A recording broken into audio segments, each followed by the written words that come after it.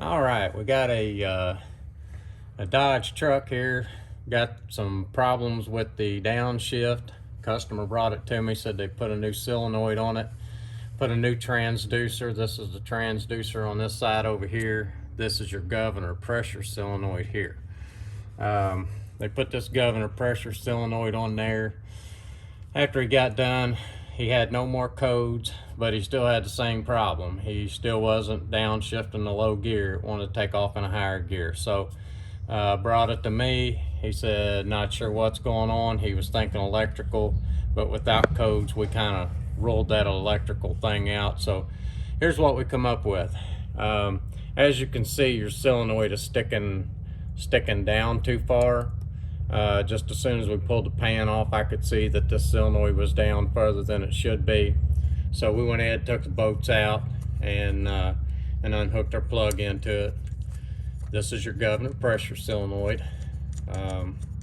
When you change these, you change both of them at the same time. It's a good practice because it seems like when you change one, it won't be a month or two, you'll be changing the other anyway.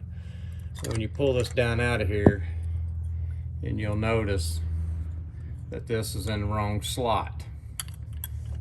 It's in the wrong slot right there. It should be up here like this.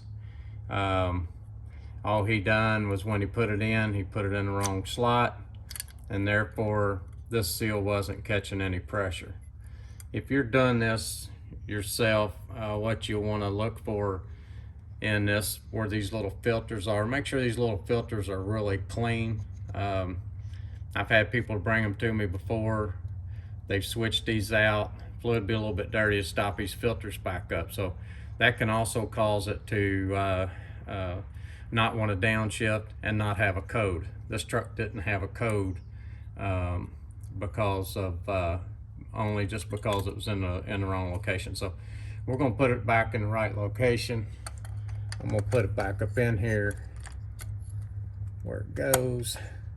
Now you see the difference in your solenoid. You see how your solenoid is almost flush with the little bracket that holds it. That's the way it's supposed to be.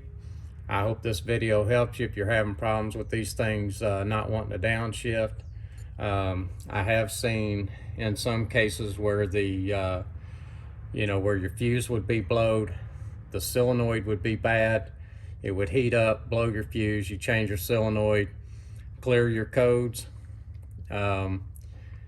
and you still got the same problem, but you didn't realize you blew the fuse. Sometimes a blown fuse will not code, so always check your fuses when you're working on the electrical components on these, and hope this video helps you.